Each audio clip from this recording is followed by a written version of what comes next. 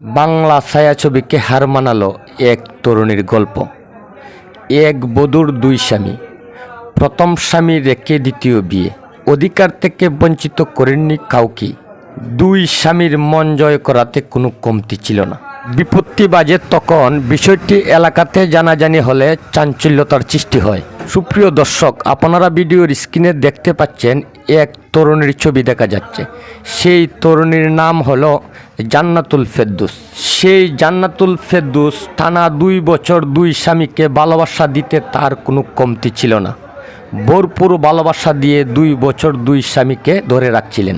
দীর্ঘ 4 বছর সম্পর্ক করে 2022 সালের 27 অক্টোবর রাজবাড়ী জেলা আলীপুর ইউনিয়নের ইন্দুনারায়ণপুর গ্রামের সোহাগ শেখকে বিয়ে করেন নোটারি পাবলিকের মাধ্যমে। বিয়ের পরবর্তীতে জান্নাতুল ফেরদৌসের পরিবার বাড়িতে না থাকায় ওই সুবাদে বাড়িতে আসা যাওয়া করতেন তারই স্বামী সোহাগ শেখ। বেশ ভালোই চলছিল তাদের বিবাহিত দিনগুলো। যাতায়াত ছিল সোহাগ শেখের। ভালোবাসার কোনো কমতি ছিল না স্বামীর প্রতি সেই জান্নাতুল ফেরদৌসের। এর মাঝে সুপ্রিয় দর্শক, বিয়ের 4 মাসের মাথায় জান্নাতুল ফেরদৌসের বাবা প্রবাস থেকে বাড়িতে আসলে সেই প্রথম স্বামী সোহাগ শেখ আর আসা যাওয়া করতে পারছিলেন না। ওই সুবাদে পারিবারিকভাবে দ্বিতীয় বিয়ের পিঁড়িতে বসেন জান্নাতুল ফেরদৌস। দ্বিতীয় বিয়ের পর জান্নাতুল ফেরদৌসকে তুলে না নেওয়ার কারণে সেই দ্বিতীয় স্বামীও কিন্তু আসা যাওয়া করতেন শ্বশুর বাড়িতে। আর ওই দিকের প্রথম স্বামী সোহাগ শেখও কিন্তু আসা যাওয়া করতেন শ্বশুর বাড়িতে। এর মাঝে 2টি বছর কেটে গেল।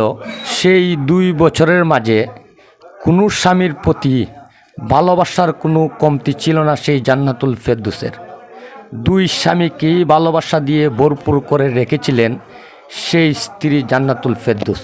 কোনো দিন প্রথম স্বামী সোহাগ শেখ সন্দেহও করেন নাই স্ত্রীর উপর। সন্দেহ করার মতন কোনো কাজও করেন নাই। সেই স্বামী আঁচও করতে পারেন নাই। হঠাৎ 2 সপ্তাহ আগে সেই প্রথম স্বামী সোহাগ শেখ আঁচ করতে পারেন দ্বিতীয় স্বামীর সাথে একান্ত সময় কাটানোর বিষয়টি। ঠিক তখন নড়েচড়ে বসেন সোহাগ শেখ। যোগাযোগ করতে চাইলে স্ত্রী দিশ পেয়ে যোগাযোগ বন্ধ করে দেন এবং তার সিদ্ধান্ত সাফ জানিয়ে দেন প্রথম স্বামী সোহাগ শেখকে তাকে নিয়ে আর সংসার করবেন না, উনি ওনার দ্বিতীয় স্বামীকে নিয়ে সংসার করবেন। ওইদিকে বেচারা সোহাগ শেখ সেই স্ত্রীর কথা শুনে প্রায় দিশেহারা। ইউনিয়ন অফিসের মাঝে বিচার দাবি করছেন। এছাড়াও আদালতে মামলা করেছেন। এক বধূ 2 স্বামী কী করে 2 বছর পর্যন্ত কন্টিনিউ করলেন। তাদের মূল্যবান মতামতটি কমেন্ট বক্সের মাধ্যমে জানাবেন। ওই কথাটি বলে আমি আমার ভিডিও থেকে এখানে বিদায় নিচ্ছি। সকলেই ভালো থাকুন, সুস্থ থাকুন। আসসালামু আলাইকুম।